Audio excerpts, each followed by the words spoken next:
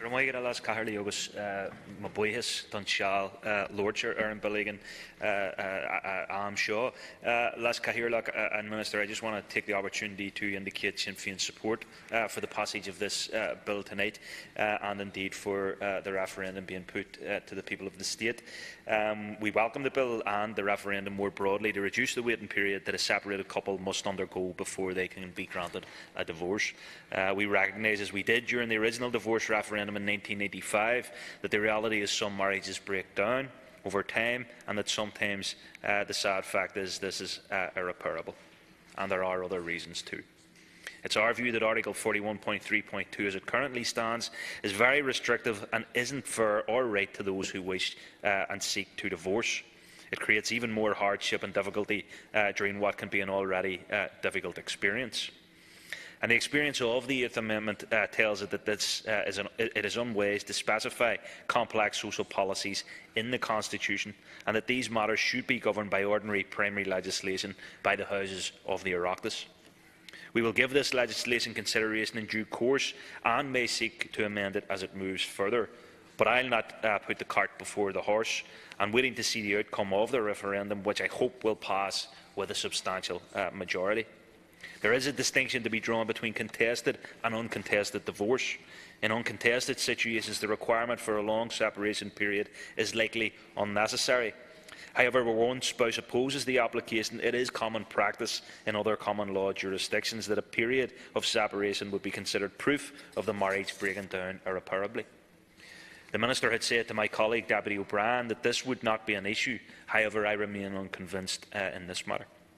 If the referendum were to pass and the 2-year waiting period were introduced, it strikes me as arduous for a couple, say in a case where their relationship was still amicable, to after agreeing to file for divorce and go their separate ways after 6 months, have to wait a further 18 months to seek a formal separation.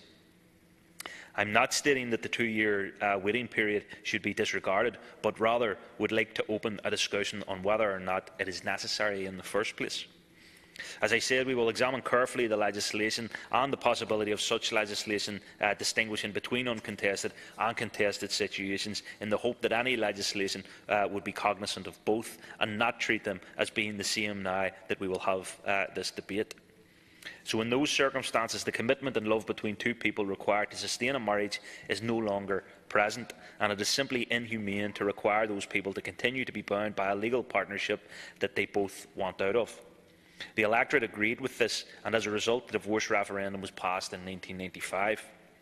The outright ban on divorce in the Constitution between 1937 and 1995 didn't serve our society well. It didn't serve those who were legally trapped in marriages which they didn't want to be part of well either.